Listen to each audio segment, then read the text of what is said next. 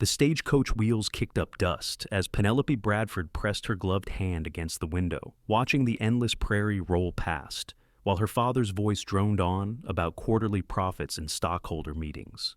She was 22 years old and suffocating under the weight of silk and social expectations, heading toward Deadwood, Dakota Territory, in the spring of 1878 to finalize a marriage arrangement with a railroad magnate 3 times her age. The air inside the coach smelled of her mother's lavender perfume and the leather of expensive luggage, but all Penelope could think about was the vast open sky beyond the confines of her gilded cage. "Are you even listening to me, Penelope?" Her father, Richard Bradford, adjusted his spectacles with the same impatience he showed his employees. "Mr. Cornelius Whitmore expects a refined wife, not a daydreamer. This union will secure our family's position in New York society for generations." Penelope turned from the window, smoothing her emerald traveling dress. "I understand perfectly well, Father. I am to smile, agree with everything he says, and produce heirs while you expand your railroad empire through his connections." Her mother, Constance, gasped at the barely concealed bitterness in her daughter's tone. "Mind your tongue. You have no idea how fortunate you are. Most young women would be thrilled at such a match." The stagecoach hit a rut, jostling them violently. Penelope grabbed the leather strap, her heart suddenly racing as the horses whinnied in alarm. The driver's shouts grew frantic, and then everything tilted sideways. She heard her mother scream as the coach careened off the road, tumbling down an embankment. Trunks flew open, silk dresses and papers scattered like leaves in a storm. Penelope's head cracked against something hard, and the world went dark. When she opened her eyes, the sun was lower in the sky, casting long shadows across the overturned stagecoach. Her head throbbed, and when she touched her temple, her fingers came away sticky with blood. She could hear groaning nearby and scrambled toward the sound, her dress torn and muddy. "Mother? Father?" Her voice cracked with panic. Her father lay pinned partially under the coach, his face pale and twisted in pain. Her mother sat nearby, cradling her arm at an odd angle.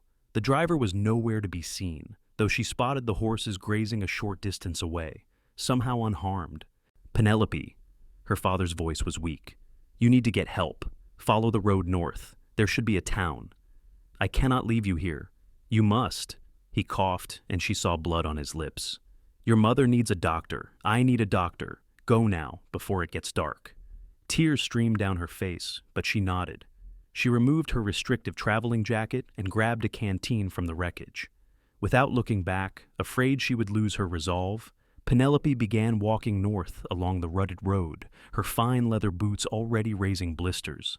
The sun beat down mercilessly as she walked, and she realized how unprepared she was for this wilderness. She had never walked more than a few blocks in her life, always traveling by carriage or train. Her corset made breathing difficult, and her feet screamed with every step. After what felt like hours, she saw dust rising in the distance and heard the sound of hooves. A rider appeared on the horizon, sitting tall in the saddle on a paint horse. As he drew closer, Penelope's heart hammered. He was young, perhaps in his mid-20s, with dark hair that curled slightly under his wide-brimmed hat. He wore dusty trail clothes and had a weathered face that spoke of long hours under the sun. His eyes, she noticed as he reined in his horse, were a startling shade of blue. "Madam, you look like you have had some trouble." His voice was deep and calm, with a slight drawl. "Our stagecoach overturned. My parents are injured. Please, they need help immediately." The words tumbled out in a rush. He swung down from his horse in one fluid motion. "Where are they?" "Back down the road, maybe 3 miles. My father is trapped under the coach." Without hesitation, he lifted her onto his horse. "Hold on tight." He swung up behind her, his arms coming around her to grip the reins and urge the horse into a gallop. Penelope had never been this close to a man who was not family. She could feel the warmth of him at her back, the solid strength of his chest, the smell of leather and sage, and something indefinably masculine. Her refined sensibilities told her this was entirely improper, but her racing heart had nothing to do with propriety and everything to do with the man holding her steady as they rode. They reached the wreckage as the sun touched the horizon. The cowboy dismounted and immediately assessed the situation with the practiced eye of someone used to solving problems. "I am Jake Sutherland, madam. I work at a ranch about 5 miles from here. We will get your folks free." He moved to her father first, his hands gentle but efficient as he examined the situation. "Sir, this is going to hurt, but I need to shift the coach to get you out." Her father nodded weakly. Jake found a sturdy branch and used it as a lever, his muscles straining against his shirt as he lifted the coach enough for Penelope to pull her father free. She was amazed by his strength, by the way he moved with such confidence. "Your leg is broken," Jake said matter-of-factly, "and you have got internal injuries. We need to get you to a doctor fast." He turned to Penelope. "Can you ride?" "I have ridden before, but not like this." "You will learn quickly." He fashioned a makeshift travois from branches and pieces of the stagecoach, tying it together with rope from his saddle. With surprising gentleness, he helped her father onto it, then assisted her mother onto the horse. "Where is the nearest town?" Penelope asked. "Lead, about 4 miles northwest. It is a mining town, rough around the edges, but Doc Henderson is good at what he does." He secured everything, then looked at her with those blue eyes that seemed to see right through her fancy dress and proper manners. "You going to make it on foot?" Penelope lifted her chin. "I walked here, did I not?" Something flickered in his expression, might have been respect or amusement, she could not tell. "That you did." They made slow progress through the gathering darkness. Jake led the horse while Penelope walked beside him, her feet now bleeding inside her ruined boots. She refused to complain, refused to show weakness. She had spent her entire life being told she was fragile, decorative, meant only for parlors and tea parties. Right now, with her parents' lives hanging in the balance, she would prove she was made of sterner stuff. "You are from back east," Jake said after a while. It was not a question. "New York. Long way from home." "Yes?" She did not elaborate, too focused on putting one foot in front of the other. "Those are not the right boots for walking the prairie." "I did not exactly plan for a stagecoach accident." He glanced at her, and she saw his lips quirk in what might have been a smile. "I suppose not." The lights of Lead appeared like stars on the dark horizon. The town was nothing like New York, just a collection of rough wooden buildings clustered around the main street. But to Penelope, it looked like salvation. Jake guided them directly to a small building with a painted sign that read, "Dr. Samuel Henderson, Physician." He pounded on the door, and a middle-aged man with graying temples appeared, his shirt half untucked. "Jake, what have you got?" "Stagecoach accident. Man's got a broken leg and internal injuries. Woman's got a broken arm." Doc Henderson sprang into action, calling for his assistant. They carried Penelope's father inside, while her mother followed, still clutching her arm. Penelope moved to follow, but Jake caught her elbow gently. "Let the doc work. You will just be in the way right now. Those are my parents, and the doc needs space to help them. Come on, let me look at that head wound." She had forgotten about it. The dried blood crusted in her hair. Jake led her to a bench outside the doctor's office and produced a clean cloth from somewhere, dampening it with water from his canteen. His hands were surprisingly gentle as he cleaned the wound on her temple. "It is not too deep. Head wounds always bleed like the devil, but you will be all right." His voice was soft, almost tender, and Penelope found herself looking up into his face. In the lamplight spilling from the doctor's window, she could see the strong line of his jaw, the slight stubble that shadowed it, the concern in those blue eyes. "Thank you," she whispered, "for everything. You saved their lives." "Just happened to be in the right place." He finished with the cloth and sat back, studying her. "What is a New York lady doing heading through Dakota territory?" The question hung in the air. Penelope considered lying, maintaining the facade of propriety. But something about this man, this moment, stripped away her usual defenses. "I was being delivered to my future husband in Deadwood, a business arrangement between my father and a railroad magnate. I have never met the man, but apparently that does not matter." Jake's expression darkened. "You did not choose this. Young women of my social standing rarely get to choose anything." The bitterness in her voice surprised even her. He was quiet for a moment, then stood and held out his hand. "Come on. You need food and rest. There is a boarding house down the street run by Mrs. Walsh. She is respectable, and she will have a room." Penelope took his hand and let him help her up. Her legs were shaking with exhaustion, and she nearly stumbled. Without a word, Jake swept her up into his arms as if she weighed nothing. "I can walk," she protested weakly. Your feet are bleeding through your boots. Save your pride for tomorrow." He carried her down the wooden sidewalk, and Penelope was acutely aware of the stares they received. A man in work clothes carrying a bedraggled woman in a torn silk dress was quite a sight. But Jake seemed unbothered, his long strides eating up the distance. Mrs. Walsh turned out to be a plump woman with kind eyes and graying hair. She took one look at Penelope and immediately went into a mothering mode. "Oh, you poor dear. Let us get you cleaned up and fed. Jake, you can put her down now." He set Penelope gently on a chair in the boarding house parlor. "I will check on your parents and come back with news." "Wait!" Penelope stood, wincing at the pain in her feet. "I do not even know how to thank you properly. We have no money here, everything was in the stagecoach. But my father, once he recovers, he is Richard Bradford of Bradford Railroad Holdings. He can compensate you generously for your assistance." Something shifted in Jake's expression, a coolness entering his eyes. "I did not help you for money, madam." He touched the brim of his hat. "I will be back with news about your folks." He left before she could apologize, and Penelope felt a strange sense of loss. Mrs. Walsh guided her upstairs to a modest room with a copper tub, already filling it with hot water. "You wash up, dear. I will bring you some clean clothes. You are about my daughter's size, though she is off married in Denver now." Penelope peeled off her ruined dress, corset, and the layers of undergarments that marked her as a lady of quality. When she sank into the hot water, she let out a moan of relief. Every muscle ached, her feet were raw, and she had bruises she had not noticed. But as she washed away the dirt and blood, she felt something else too. Freedom.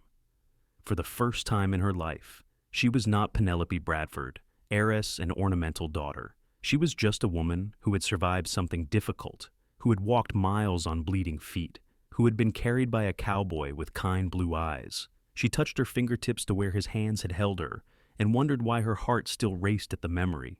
Mrs. Walsh returned with a simple cotton dress, much plainer than anything Penelope had ever worn, and helped her bandage her feet. "There now, you look almost human again. Come down and have some soup." "I should see my parents.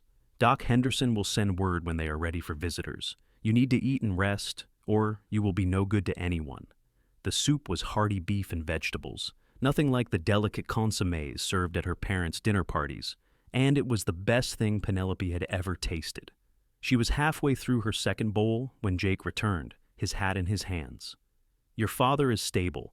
Doc set his leg and patched up his internal injuries as best he could. Says he will need a few weeks of bed rest before he can travel. Your mother's arm is set and splinted. She is asking for you." Penelope stood quickly, ignoring the protest from her feet. "Take me to them." Jake glanced at Mrs. Walsh, who nodded. "Go on then, but do not stay too long. She needs rest." The walk back to the doctor's office was slower this time. Jake matched his pace to hers, and Penelope noticed how he positioned himself on the outside, between her and the street. It was a small thing, but it spoke of ingrained courtesy. "I am sorry," she said suddenly, "for what I said about compensation. I did not mean to insult you." He was quiet for a few steps.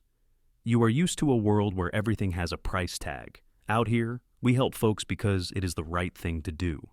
It is not that different in New York. We just pretend the price tags are written in social obligations instead of dollars." He looked at her, really looked at her, and she saw surprise in his eyes. "Maybe you see things clearer than most." Her parents were in separate rooms. Her mother was already asleep, her broken arm carefully splinted and bound. Her father was awake, his face gray with pain, despite whatever laudanum the doctor had given him. "Penelope," his voice was weak. "Thank God you are safe." She took his hand, careful not to jostle him. "Rest now, father. You are going to recover." "The wedding. You need to send a telegram to Whitmore. Explain the delay." The wedding. In the chaos and fear, she had almost forgotten about Cornelius Whitmore, the 65-year-old man waiting for her in Deadwood. The thought of continuing that journey made her stomach turn. "We will deal with that tomorrow," she said gently. "No, tonight. He is an important man. He cannot be left waiting." Her father's agitation was making him breathe harder. "Promise me." "I promise." The lie tasted bitter on her tongue. Doc Henderson appeared in the doorway. "He needs to sleep now. You can visit in the morning. Jake was waiting outside, leaning against the porch railing and looking up at the stars. The night was clear and cold, so different from the humid evenings in New York. Penelope wrapped her arms around herself, shivering in her borrowed dress. Without a word, Jake shrugged off his jacket and draped it over her shoulders. It smelled of leather and sage and him, and she pulled it closer. "Thank you. Again. You keep thanking me. Going to give me a complex." But his tone was light, almost teasing. They stood there in comfortable silence for a moment, the sounds of the town settling for the night around them. A piano played in a distant saloon, and someone laughed. It was rough and raw, and completely unlike anything Penelope had experienced, and something in her chest loosened. "I should get you back to Mrs. Walsh's," Jake said finally. "In a moment. I just need to breathe for a minute." He nodded as if he understood perfectly. "Your father wants you to send that telegram?" "Yes, but you do not want to marry this Whitmore fellow." It was not a question, but she answered anyway. "I have never met him. He is old enough to be my grandfather, but he is wealthy and connected, and my father believes this marriage will secure our family's position." She laughed bitterly, as if being one of the richest families in New York is not secure enough. "So do not marry him?" "It is not that simple." "Why not?" "Because I have responsibilities, because my parents expect it, because I do not have any other options." Jake turned to face her fully, his expression serious. "Miss Bradford, I have only known you a few hours, but I have seen you walk miles on bleeding feet without complaint. I have seen you pull your father from under a wrecked coach. I have seen strength in you that I bet you did not even know you had. Someone like that has more options than you think." His words struck something deep inside her, a truth she had been avoiding her entire life. "You do not understand. I have no money of my own, no skills, no education beyond what makes me a suitable wife for a man of means. What would I do? Become a shop girl? A seamstress? Would that be so terrible? It would be impossible. Only because you have decided it is." He straightened, his tone gentling. "I am sorry. It is not my place to tell you how to live your life. Come on, you need rest."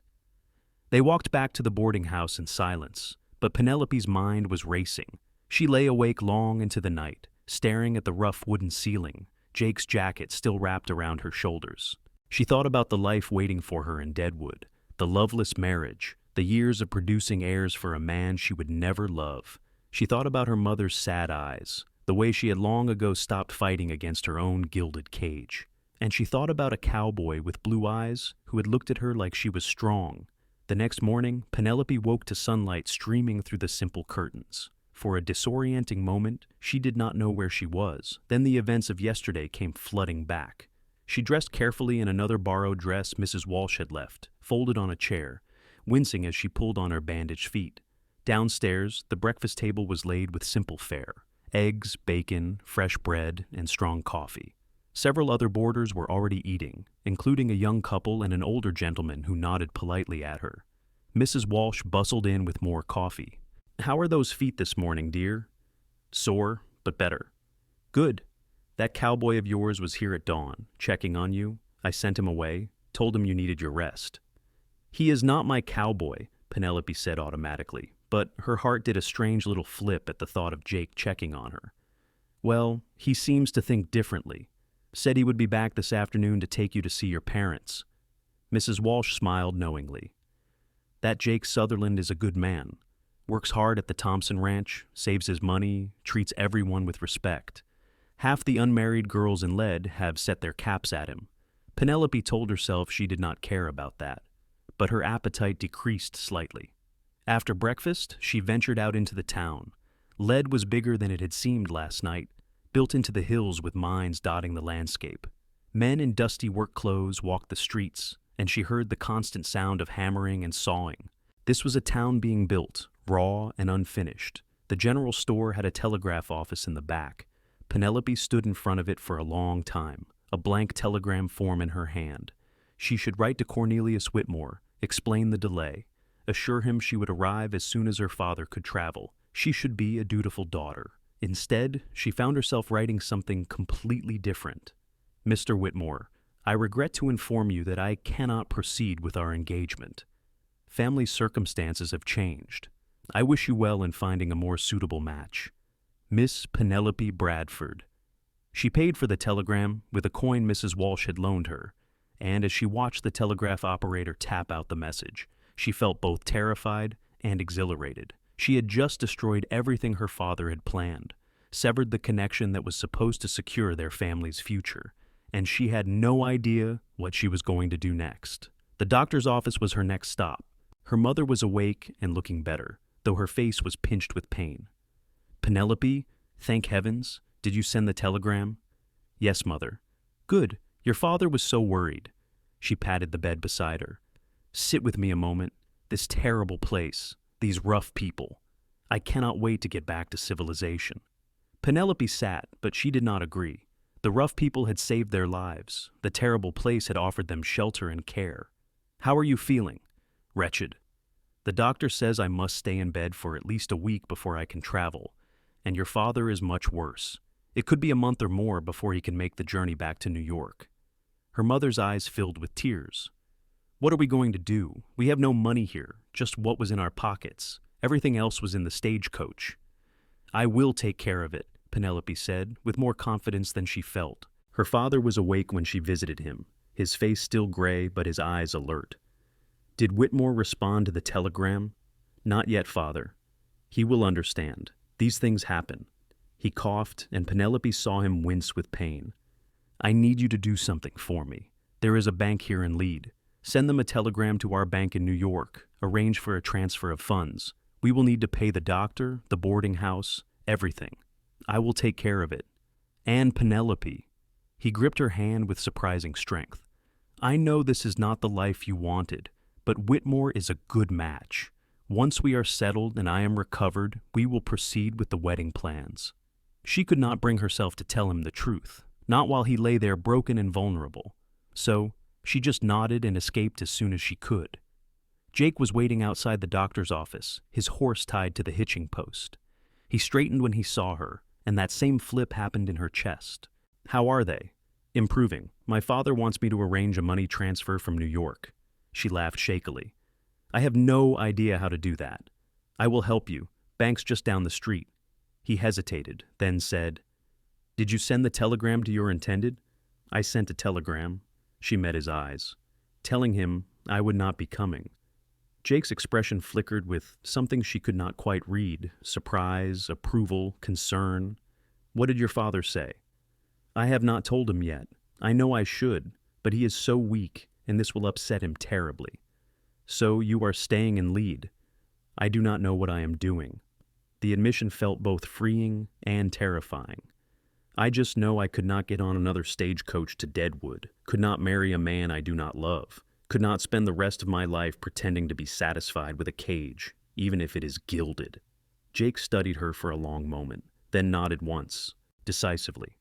All right then, let us get that money situation sorted, and then we will figure out the rest. The bank manager, a balding man named Mr. Peterson, was skeptical of the young woman in a borrowed dress claiming to be an heiress from New York. But Penelope had been raised in boardrooms and social settings where appearance was everything.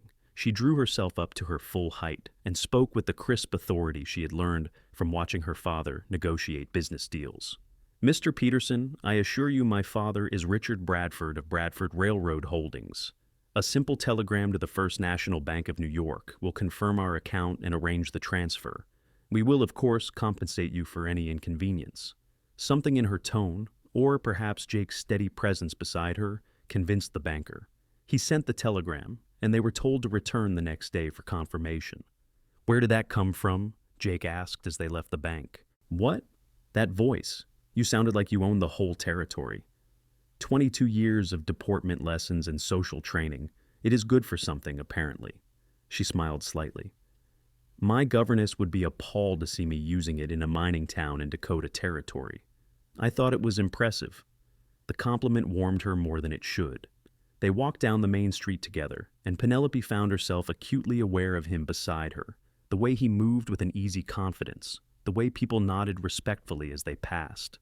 You should get off those feet, Jake said. But before we go back, there is something I want to show you. He led her to the edge of town, where the buildings gave way to open prairie. The view took her breath away. Rolling hills stretched to the horizon, covered in spring grass that waved in the wind like a golden sea. The sky seemed impossibly big, a dome of blue that made her feel both insignificant and somehow more real than she had ever felt in New York's crowded streets. "When I first came out here from Missouri, I thought I would die of loneliness," Jake said quietly. "All that space, all that emptiness.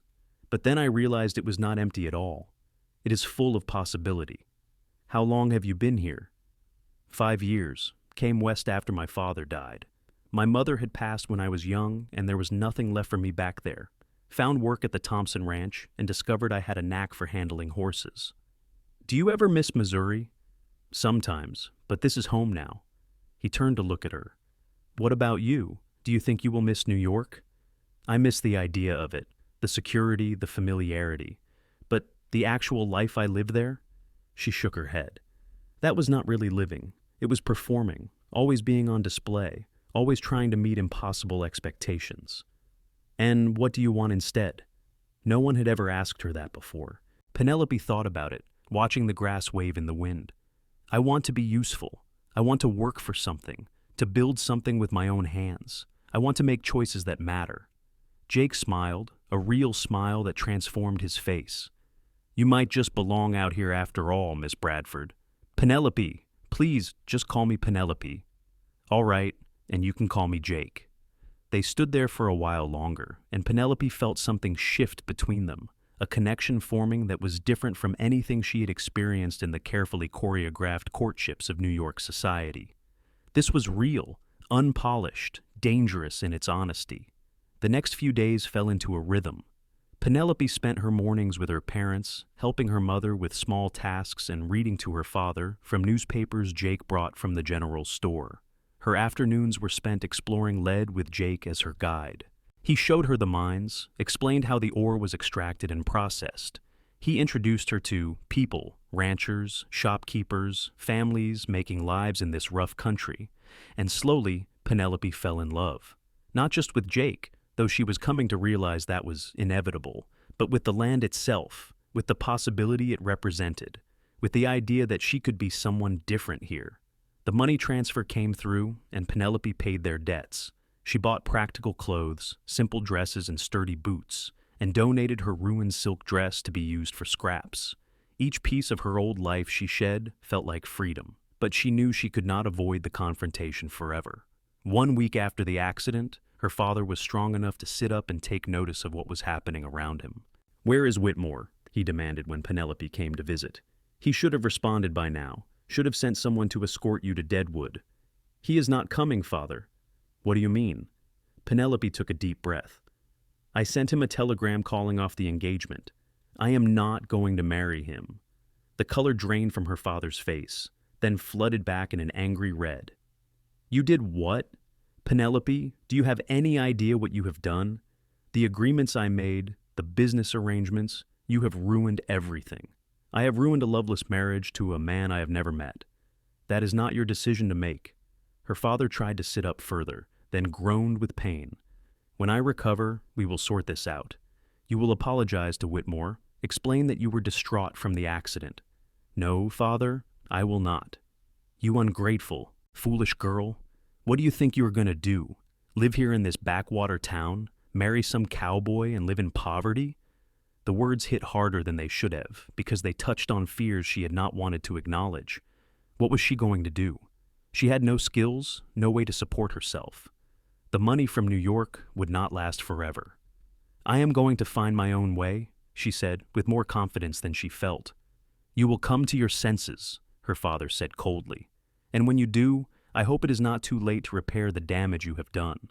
Penelope left before he could see her cry. She walked blindly through the streets of Lead until she found herself at the edge of town again, looking out at the prairie. This time, instead of possibility, she saw only uncertainty. "Thought I might find you here?" She turned to find Jake approaching, his hat in his hands. "How did you know?"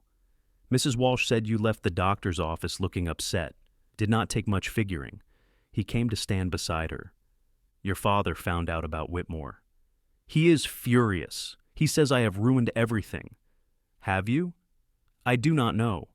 She wrapped her arms around herself. "He is right about one thing. I have no way to support myself. I cannot live off my parents forever, and I cannot ask you and Mrs. Walsh and everyone else to keep helping me out of charity." Jake was quiet for a moment, then said, "The school teacher in Lead just quit, married a rancher from over near Deadwood and moved away. The town council has been looking for a replacement. I am not a teacher. You can read and write, can you not? You have had more education than most folks out here. That makes you qualified." "Jake, I was educated to be an ornament, not a teacher." "Were you educated?" "Yes, but then you can teach what you know. Reading, writing, arithmetic, history, whatever else you learned. These kids need someone, and you need work. Seems like it would solve both problems." Hope flickered in her chest. "Do you really think they would hire me?" "There is only one way to find out." The town council met the evening in the back room of the general store. It consisted of 5 men: the store owner, the banker Mr. Peterson, the mine foreman, a rancher named Mr. Thompson who owned the spread where Jake worked, and the doctor. They looked skeptical when Penelope presented herself, but she drew on every lesson in confidence and poise she had ever learned. "Gentlemen, I understand you need a school teacher. I have had extensive education in literature, history, mathematics, French, Latin, music, and art. I can provide instruction in all of these subjects, as well as deportment and proper English." "With all due respect, Miss Bradford," Mr. Thompson said slowly, "you are from New York society. Do you really want to teach in a one-room schoolhouse in a mining town?" "I do. I want to be useful. I want to contribute something meaningful." The banker leaned forward. "The position does not pay much. $30 a month plus room and board in the teacherage. That is the small house next to the schoolhouse." $30 a month was less than Penelope had spent on a single dress in New York, but it was her own money, earned by her own work. "That would be acceptable." The men exchanged glances. Finally, Doc Henderson spoke up. "You saved your father's life by getting him help. You walked miles on injured feet without complaint. I think you have got the grit to handle a classroom of miners' kids." The vote was unanimous.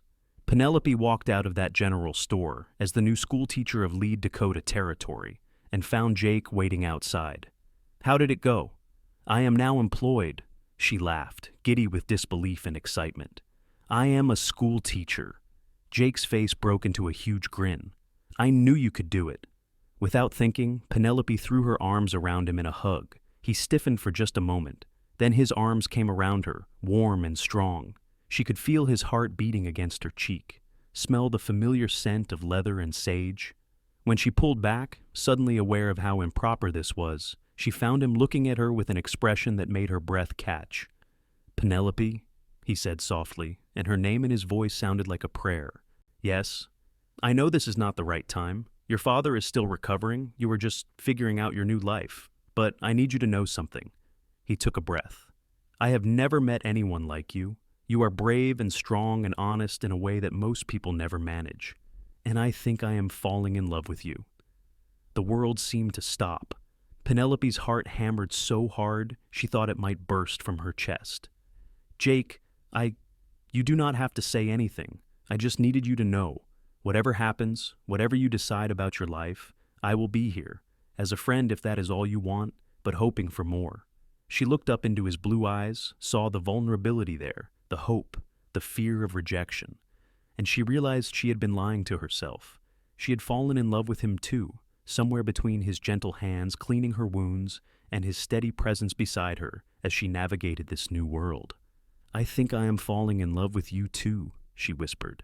The kiss was nothing like the chaste pecks she had seen exchanged between properly engaged couples in New York. It was fierce and tender, full of longing and promise. His hands came up to cup her face, and she melted into him, into this moment that felt more real than anything in her carefully constructed former life. When they finally broke apart, both breathing hard, Jake rested his forehead against hers. "I do not have much to offer. A cowboy's wages, a rented room at the ranch. It is not what you are used to. It is everything I have been looking for." They stood there in the gathering darkness, holding each other, while the town of Lead settled in for the night around them. Penelope knew there would be challenges ahead. Her father would not accept this easily. Society, both here and in New York, would have opinions about a Bradford heiress becoming a school teacher and falling in love with a cowboy. But for the first time in her life, She was making her own choices, and that was worth fighting for. The next morning, Penelope moved into the teacherage, a small but cozy house with 2 rooms and a view of the hills.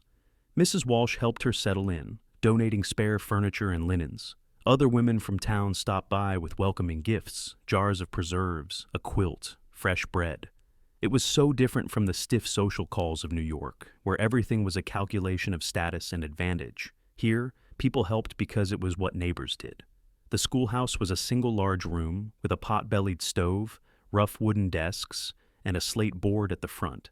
Penelope spent 2 days cleaning and organizing, creating lesson plans from the hodgepodge of donated books. She was terrified and excited in equal measure. Jake came by every evening after work, often bringing supplies or helping with repairs. The schoolhouse door did not hang quite right, so he fixed it. The stove smoked, so he cleaned the chimney. Penelope found herself watching him work, admiring the competent way he handled tools, the play of muscles under his shirt. "You are staring," he said without turning around. She felt her cheeks heat. "I am appreciating skilled craftsmanship." He laughed and set down his hammer, crossing to where she stood arranging books.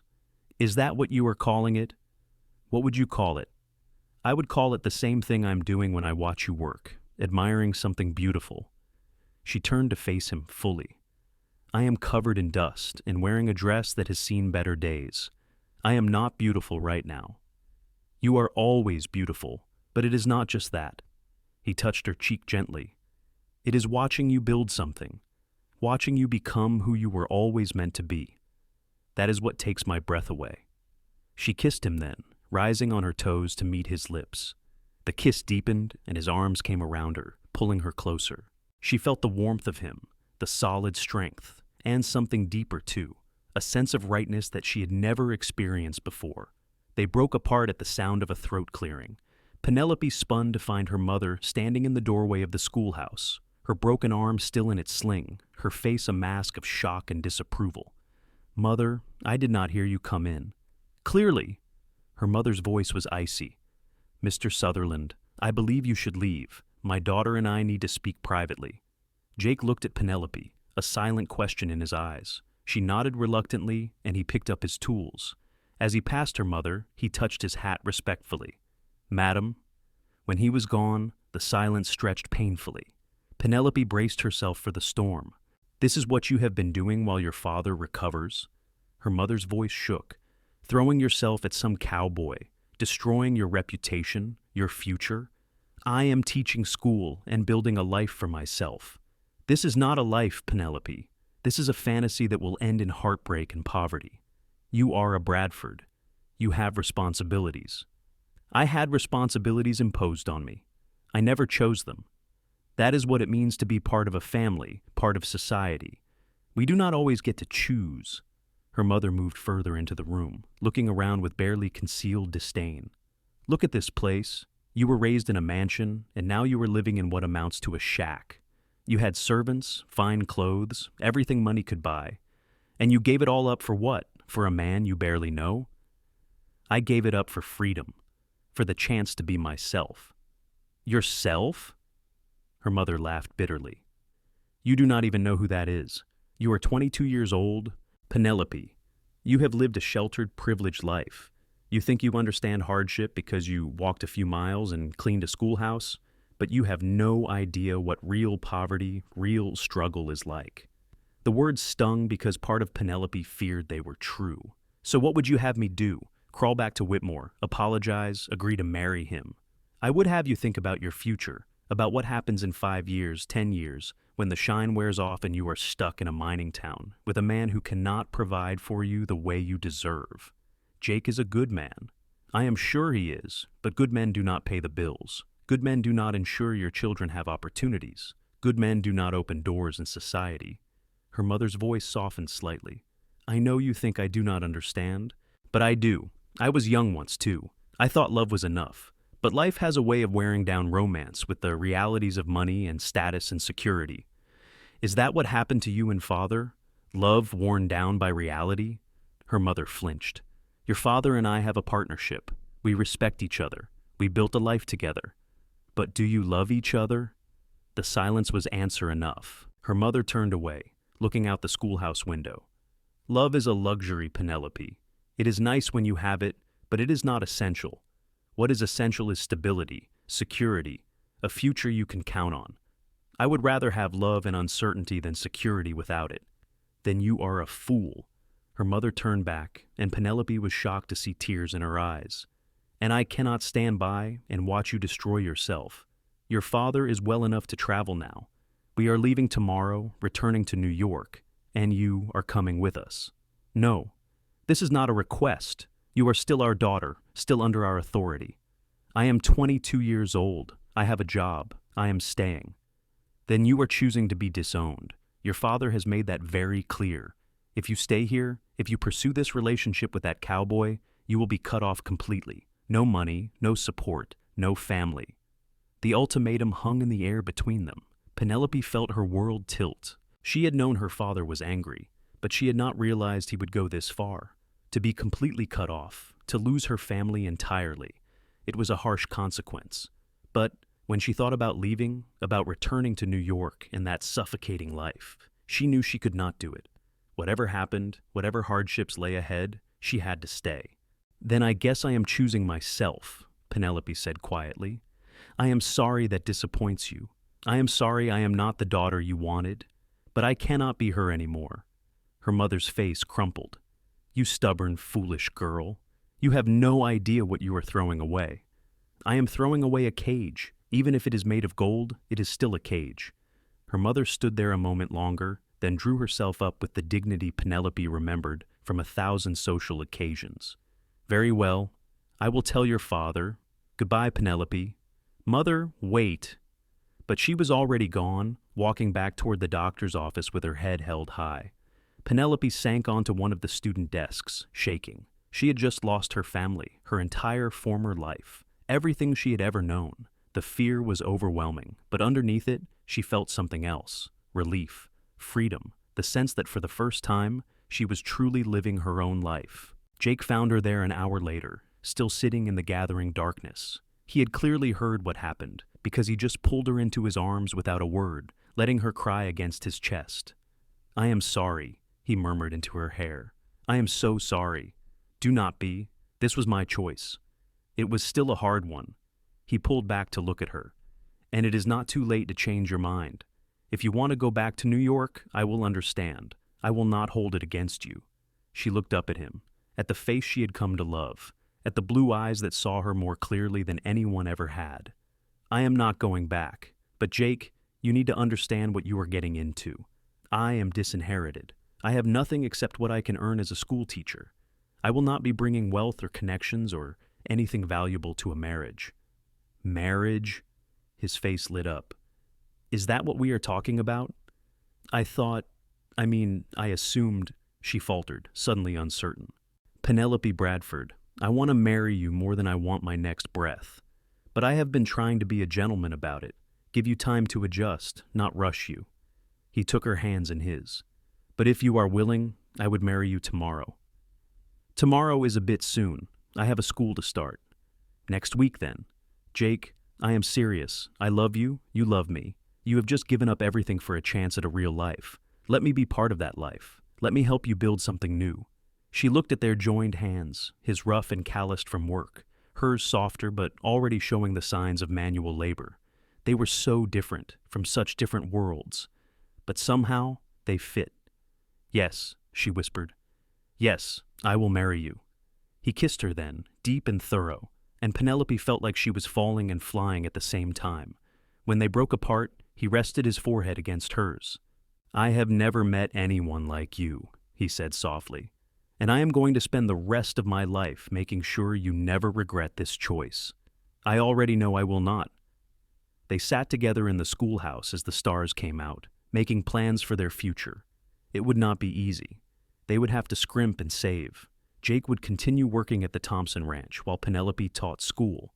They would live simply, maybe even struggle sometimes. But it would be theirs, built by their own hands, based on their own choices.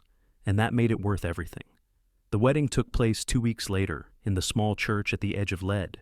Penelope wore a simple cotton dress that Mrs. Walsh had helped her sew, white with tiny blue flowers. She carried wildflowers that Jake had picked that morning, their stems still dewy. There was no family in attendance. Her parents had left for New York without saying goodbye. But the church was full of the people who had become her new family. Mrs. Walsh in the front pew, dabbing at her eyes with a handkerchief. Doc Henderson and his wife. The town council members who had given her a chance. The families of her students, children she had been teaching for the past 2 weeks. The ranchers and miners and shopkeepers who made up the community of lead. Jake stood at the altar in his Sunday best, and when Penelope walked down the aisle, the look on his face made her want to cry. It was awe and love and gratitude all mixed together, as if he could not quite believe this was happening. The minister, an older man named Reverend Michaels, kept the ceremony simple. They exchanged vows, promising to love and honor each other through whatever came. Jake slipped a simple gold band on her finger, and she did the same for him. "I now pronounce you husband and wife. You may kiss your bride." Jake cupped her face in his hands and kissed her gently, reverently, as if she were something precious and breakable. The congregation erupted in applause and cheers. The reception was held in the churchyard, tables set up with food that everyone had contributed. There was music from a fiddle player, and Jake spun Penelope around in a dance that was nothing like the formal waltzes of New York ballrooms. It was wild and free and joyful, and she laughed until her sides hurt. As the sun began to set, painting the sky in shades of orange and pink, Jake pulled her aside. "Ready to go home, Mrs. Sutherland?" "Mrs. Sutherland," she repeated, testing the name. "I like the sound of that." They walked back to the teacherage hand in hand. Jake had spent the past week fixing it up, adding shelves and a better stove, making it truly a home. He carried her over the threshold, and she giggled at the old-fashioned gesture. "I know it is not a mansion," he said, setting her down. "It is perfect." And she meant it. The small house with its simple furniture and bare walls was more home than the Bradford mansion had ever been. That night, as they lay together in the narrow bed, Penelope traced the calluses on Jake's palm. "Do you think I made the right choice?" "Do you?" "I think I made the only choice I could live with." She looked up at him. "But I would be lying if I said I was not scared. Teaching is harder than I expected. The children are so much rougher than I am used to, and some of them do not want to be there at all. And the money is so tight. I used to spend more on gloves than we have to live on for a month. We will figure it out." He kissed her forehead. "Together. That is what marriage means, facing things together. Tell me it will be all right. It will be better than all right. It will be real." He pulled her closer. "And that is worth more than all the riches in the world." She believed him. And as she fell asleep in his arms, listening to the sounds of leads settling in for the night, she felt a peace she had never known in her old life. The next months were a lesson in how different want and need really were. Penelope had wanted silk dresses and fancy dinners and social prestige, but she needed Jake's arms around her at night, needed the satisfaction of watching her students learn to read, needed the simple pleasure of bread she had baked herself. Teaching was harder than anything she had ever done. Some of the children came to school dirty and hungry, their families struggling to make ends meet. Others were bright and eager, but had never been taught discipline. She had students ranging from 6 to 15 years old, all in one classroom, all needing different things from her. There was Tommy, the mine foreman's son, who was brilliant at mathematics but could barely sit still. Sarah, a shy girl who stuttered when she read aloud but wrote the most beautiful poetry. Jacob, a 15-year-old who resented being in school when he could be working in the mines, earning money for his family. Penelope learned to be firm when needed, gentle when it helped, creative in finding ways to reach each child. She learned to teach reading with songs, mathematics with practical problems about mining and ranching. She learned to break up fights and bandage scraped knees and wipe tears. And she learned that she was good at this, better than she had any right to be given her lack of training. The children responded to her genuine care, to the way she treated each one as if they mattered. By Christmas, even surly Jacob was staying after school for extra lessons, determined to improve his reading so he could become a mine foreman like his father. Jake worked long hours at the Thompson Ranch, but he came home every evening to Penelope. They had so little money that every penny had to be carefully considered, but Jake never complained. He helped her with lesson plans, built shelves for her school books, fixed everything that broke in their small house. On Sunday afternoons, their day off, They would ride out to the prairie together on the paint horse Jake had bought with his savings. He taught her to ride properly, not the delicate side saddle style of New York, but sitting astride, feeling the power of the horse beneath her. They would find a quiet spot and spread a blanket, lying in the grass and watching the clouds drift by. "Tell me about Missouri," she said one afternoon, her head pillowed on his chest. "Not much to tell. Small farm, lots of hard work. Then my father died of fever, and there was no reason to stay." "Do you have siblings?" "A sister, Margaret. She married a farmer there, has 3 children now. We write sometimes." He paused. "She would like you." "You think so?" "I know so. You are both stubborn as mules and twice as smart." She swatted his chest playfully, and he caught her hand, bringing it to his lips. "I mean it as a compliment." "I know." She was quiet for a moment. "Do you ever regret it, marrying me?" "Never, not for 1 second." He rolled to his side, looking down at her. "Why? Do you regret it?" "No, but sometimes I worry I have dragged you down. You could have married someone from here, someone who already knew how to live this life, who brought a dowry instead of just debts." "Penelope," his voice was firm, "I did not want someone from here. I did not want a dowry. I wanted you, exactly as you are, brave and strong and determined to build something real. You did not drag me down. You lifted me up. You make me want to be better, do more, build a future worth having." She pulled him down for a kiss, deep and sweet. Even after months of marriage, the physical closeness still amazed her. She had been raised to think of marital relations as a duty, something to be endured. No one had told her it could be this connection and pleasure and intimacy that left her breathless. They made love there on the prairie, under the vast blue sky, and afterwards lay tangled together in perfect contentment. Winter came hard to Dakota Territory. The first snow fell in November, and by December, lead was locked in ice and bitter cold. The schoolhouse was drafty despite Penelope's best efforts, and she arrived early every morning to stoke the fire so it would be warm when the children arrived. Many days the children came to school with inadequate clothing, thin jackets and worn boots. Penelope started keeping a box of extra mittens and scarves, asking the more well-off families to donate what they could. She served hot soup at lunch, using her own meager grocery money to make sure no child went hungry. Jake worried she was working herself too hard. "You are giving everything away," he said one evening, finding her darning a coat that belonged to one of her students. "They need it more than we do. We need it too. We are barely making ends meet as it is." "I know, but Jake, you should see their faces. Little Emma's hands were blue with cold today. Her family does not have money for proper winter clothes. How can I not help?" He sighed and pulled her into his arms. "You have the biggest heart of anyone I have ever met. Just do not forget to take care of yourself, too." Christmas that year was simple. They had no money for elaborate gifts, but Jake carved her a beautiful set of bookends from pine wood, sanding them smooth and carving tiny flowers into the edges. She knitted him a scarf in deep blue wool that matched his eyes, working on it in secret after he fell asleep each night. They hosted a Christmas party at the schoolhouse for the students and their families. Everyone brought what they could: cookies, dried fruit, a precious orange. They sang carols, and Penelope played the old piano someone had donated to the school. It was nothing like the elaborate Christmas balls of New York, but it was filled with genuine warmth and community. On Christmas night, alone in their small house, Jake gave her another gift. It was a small wooden box, beautifully crafted. "Open it," he urged. Inside was a deed. Penelope stared at it, confused.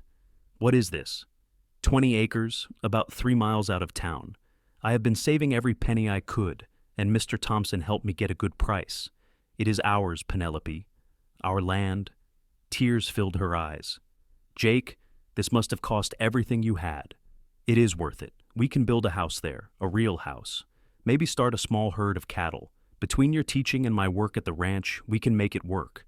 Build something that is ours." She threw her arms around him, overwhelmed with love for this man who dreamed in acres and possibility. "It is the best gift anyone has ever given me. You gave up a fortune for me. The least I can do is give you a future." That winter, in the evenings after school, they pored over catalogs and made plans for their future home. Nothing fancy, just a simple ranch house with a real kitchen and separate bedroom, and maybe, someday, a room for children. Spring came slowly, but when it finally arrived, it transformed the landscape. Green grass pushed through the melting snow, and wildflowers bloomed across the prairie. Penelope finished her first year of teaching with a sense of accomplishment she had never felt in her old life. Her students had learned and grown, and the town council offered her the position again for the next year with a small raise. On their first anniversary, Jake took her to see their land. It was beautiful, rolling hills with a creek running through it, cottonwood trees marking its path. He had already started clearing a spot for the house, marking out where each room would be. "We can start building this summer," he said, his arm around her waist. "I have been talking to some of the men from the ranch. They will help in exchange for me helping with their projects. We could be in our own house by winter." Penelope looked at the marked-out foundation, trying to imagine walls and a roof, windows looking out over this beautiful land. "It is really happening, is not it? We are really building a life here. We have been building it all along. This is just the next step." She turned to face him, taking both his hands. "I have something to tell you. I have known for a few weeks, but I wanted to be sure." He looked at her, and she saw understanding dawn in his eyes. "Penelope, I am pregnant. We are going to have a baby." The joy on his face was like sunshine. He picked her up and spun her around, laughing. "A baby! We are having a baby! Are you happy?" "Happy? I am beyond happy. I am terrified and thrilled and so full of love, I think I might burst." He set her down gently. "How are you feeling? Are you all right? Should you even be out here?" She laughed at his sudden concern. "I am fine. Women have been having babies since the beginning of time. I am not made of glass." But he was extra gentle with her after that, insisting she rest more, not lift heavy things, take better care of herself. It was sweet, if occasionally frustrating. She was pregnant, not an invalid. The news spread through Lead quickly, and the community rallied around them. Mrs. Walsh started knitting baby clothes. The women from church organized a quilting bee to make a baby quilt. Even her students were excited, the girls especially offering to help when the baby came. Penelope taught through the summer, though the town council told her she could stop when she started showing, but she loved teaching, loved her students, and she wanted to work as long as she could. They needed the money if they were going to build the house and prepare for a baby. Jake and a crew of ranch hands began construction in June. Penelope would ride out after school to watch the progress, amazed as walls rose from the foundation as their dream took physical form. Jake built everything with care, making sure every board was straight, every nail secure. This was not just a house. It was a home, a future, a legacy for their child. By September, the house was finished enough to move into. It still needed interior work, but the walls were up, the roof was solid, and there was a fireplace Jake had built with stones from the creek. Penelope walked through the empty rooms, her hand on her growing belly, imagining the life they would build here. Their first night in the new house, they lay on a blanket on the floor of what would be their bedroom, looking up at the wooden beams Jake had hewn himself. "I love you," Penelope said softly. "I do not think I say it enough, but I love you more than I ever thought possible." "You show it every day," Jake replied, his hand coming to rest on her belly. "In 100 little ways, I am the luckiest man alive. We are both lucky. Lucky we found each other, lucky we had the courage to choose this." The baby kicked against his hand, and Jake's face lit up with wonder. "Did you feel that?" "I feel it all the time now. Our child is active. Good, means the baby is healthy and strong, like the mother." The baby came in January, during another harsh Dakota winter. The labor was long and difficult, attended by Doc Henderson and Mrs. Walsh. Jake paced in the kitchen, driven half mad by Penelope's cries, wanting to help, but knowing there was nothing he could do. When he finally heard the baby's wail, he burst into the bedroom to find Penelope exhausted but smiling, holding a tiny bundle.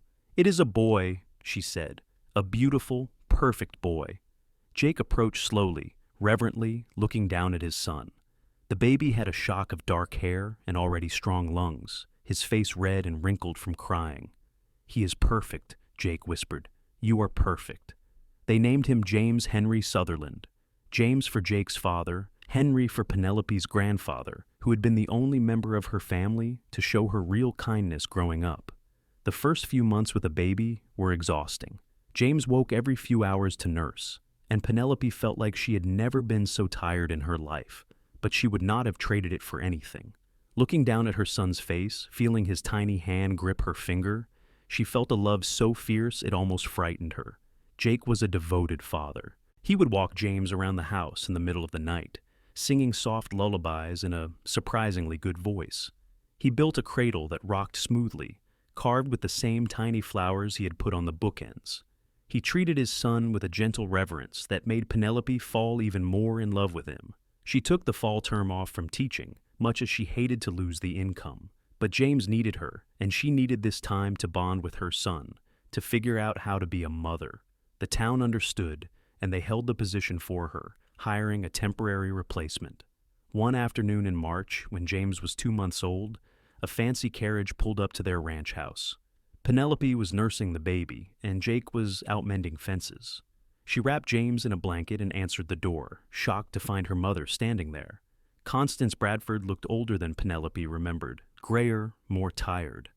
But her eyes were the same, sharp and assessing. "May I come in?" Penelope stepped aside, her heart hammering.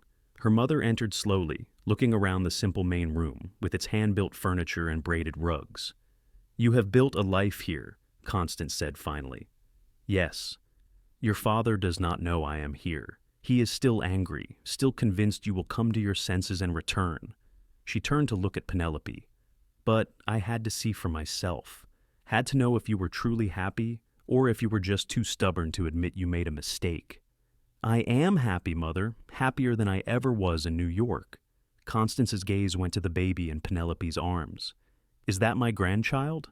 "Yes, James Henry. He is 2 months old." "May I hold him?" Penelope hesitated, then carefully transferred James to her mother's arms. Constance looked down at the baby, and tears filled her eyes. "He is beautiful. He has your eyes. And Jake's determination. He already knows exactly what he wants and will not settle until he gets it." Her mother smiled slightly. "He comes by that honestly then." She sat down in the rocking chair, still holding James. "I owe you an apology, Penelope. I said terrible things to you. I thought you were making a mistake, throwing your life away. But seeing you here, seeing what you have built, I realize I was wrong." Penelope sat across from her, hardly daring to believe what she was hearing. "You were trying to protect me. I understand that now. I was trying to protect you from making the same mistakes I made, but your mistakes are not mine. Your life is not mine." Constance looked up, meeting her daughter's eyes. "I married your father because it was expected, because it was a good match socially and financially, and we built a life together, a successful one by every measure that society uses. But you were right that day in the schoolhouse. We do not love each other. We never have, and I did not want that for you. But you told me to marry Whitmore, because I was a coward, because I could not imagine any other way. But you had more courage than I ever did. You chose love over security, authenticity over appearance, and you have built something real." Her mother's voice broke. "I am proud of you, Penelope, so very proud." Penelope crossed to her mother and knelt beside the rocking chair, the three of them forming a small circle. "Thank you for coming, for saying that. It means more than you know. I cannot stay long. Your father would be furious if he knew I came. But I wanted you to know that you have not lost me. I cannot go against him publicly, but I can write letters. I can send things for the baby. I can be a grandmother, even if it has to be in secret. That would be wonderful." Jake returned an hour later to find Penelope and her mother having tea, James sleeping peacefully in his cradle. He froze in the doorway, clearly uncertain of his welcome. Constance stood. "You must be Jake. I am Constance Bradford, Penelope's mother." "Madam," he removed his hat. "I did not know you were coming. I did not know myself until I was on the train west. I wanted to meet the man who stole my daughter's heart." She studied him for a long moment. "She told me you said you had never met anyone like her."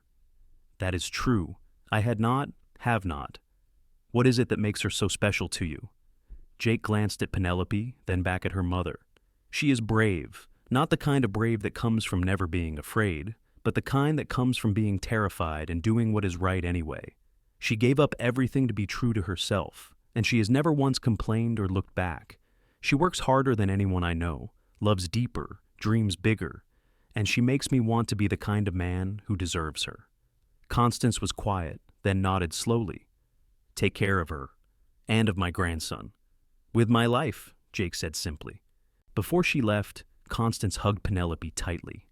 "Be happy," she whispered. "That is all I want for you. Just be happy." "I am, Mother. I truly am." After her mother's carriage disappeared down the road, Penelope stood with Jake's arm around her, watching until it was out of sight. "You all right?" he asked softly. "Better than all right." I did not realize how much I needed that, needed her approval, her understanding. But having it now, it feels like the last piece falling into place. He kissed the top of her head. "You have built something amazing here, Penelope. A home, a family, a community that loves you. You should be proud. We built it, together." James woke then, his hungry cries echoing from inside. They went in together, and Jake watched while Penelope nursed their son, his expression full of love and contentment. The years passed in a rhythm of seasons and small joys. Penelope returned to teaching when James was 6 months old, bringing him to school with her until he was old enough to stay with Mrs. Walsh or one of the other women in town. The students loved having a baby in the classroom, and the older girls would fight over who got to hold him during recess. Jake continued working at the Thompson Ranch, but also built up their own small herd of cattle. It was slow going, every cow purchased with carefully saved pennies, but they were building something sustainable, something that could support their family. When James was 3, another baby joined the family, a daughter they named Catherine Elizabeth, Katie for short. She had Jake's blue eyes and Penelope's determined spirit. Jake had been hoping for a girl, wanting to experience the unique joy of raising a daughter, and he was utterly smitten from the first moment. "I am outnumbered now," he joked, holding tiny Katie while James clung to his leg. "You love it," Penelope said, and he could not deny it. Katie was followed 2 years later by another son, Thomas, and then 2 years after that by another daughter, Margaret, named for Jake's sister in Missouri. 4 children filled their house with noise and love and chaos, and Penelope often went to bed exhausted. But it was a good exhaustion, the kind that came from a full day of meaningful work. She taught until Katie was born, then took several years off to focus on the children. But when Margaret started school, Penelope returned to the classroom. She had missed it. The challenge of teaching, the satisfaction of watching young minds grow and expand. Jake had stopped working for the Thompson Ranch by then. Their own ranch had grown large enough to support the family, and Jake hired hands to help during busy seasons. They were not wealthy by any means, but they were comfortable. More importantly, they were content. As the years passed, Penelope thought often about the life she had left behind. She received occasional letters from her mother, sent secretly, filled with news about New York society and the family. Her father had never forgiven her, had carried his anger to his grave when he died of a heart attack when James was 5. Penelope grieved for the relationship they never had, but she did not regret her choices. Her mother came to visit every few years, each time staying a little longer, growing closer to her grandchildren. It was not the same as having her parents' full support and acceptance, but it was enough. One evening, when they had been married almost 20 years, Penelope and Jake sat on the porch of their ranch house, watching the sunset paint the sky in shades of orange and pink. The children were inside, the older ones helping the younger with homework, a tradition Penelope had established early. "Do you ever wonder what your life would have been like?" Jake asked. "If you had married Whitmore, stayed in New York?" Penelope considered the question seriously. "Sometimes, but only in the way you might wonder about a book you chose not to read, curious but not regretful." "You gave up so much." "I gave up things that did not matter and gained everything that does." She took his hand, their fingers interlacing automatically after so many years. "I have love, real love. I have children who know they are valued for who they are, not what they can provide or what status they can bring. I have work that matters, teaching children who need someone to believe in them. I have this land, this sky, this life. What did I give up that could possibly compare?" Jake raised her hand to his lips. "I have never met anyone like you. I said that the day I realized I was falling in love with you, and it is still true 20 years later. You amaze me every single day. You said something else that day, too. You said you would be there, whatever I decided, as a friend if that was all I wanted." "I remember. I am very glad I wanted more than friendship." He pulled her close, and they sat there as the stars came out, wrapped in each other and in the life they had built. Inside, They could hear James teaching Katie a song, Thomas laughing at something, Margaret asking a question in her eternally curious voice. This was wealth, Penelope thought, not the kind measured in bank accounts or social standing, but the kind that filled your heart and made you grateful for every ordinary day.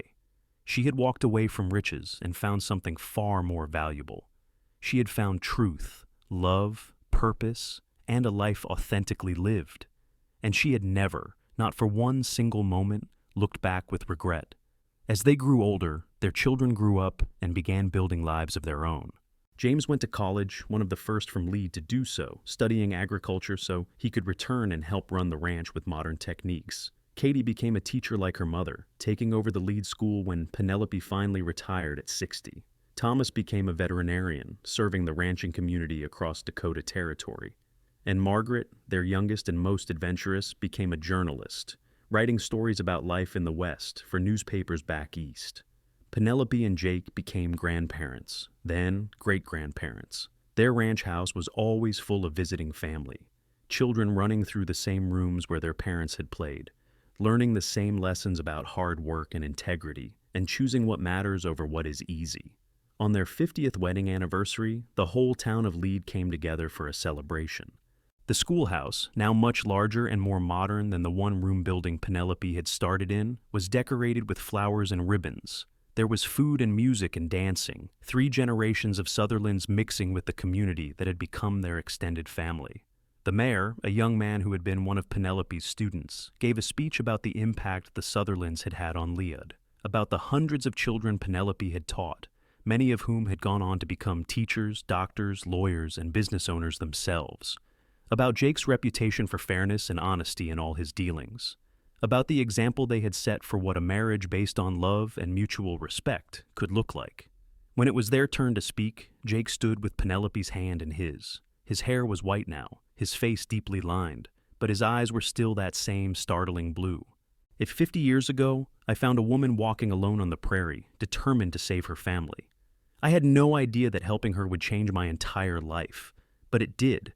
Penelope showed me what real courage looks like, what it means to give up everything for something true, and she has spent the last 50 years continuing to amaze me with her strength, her compassion, her unwavering commitment to doing what is right even when it is hard.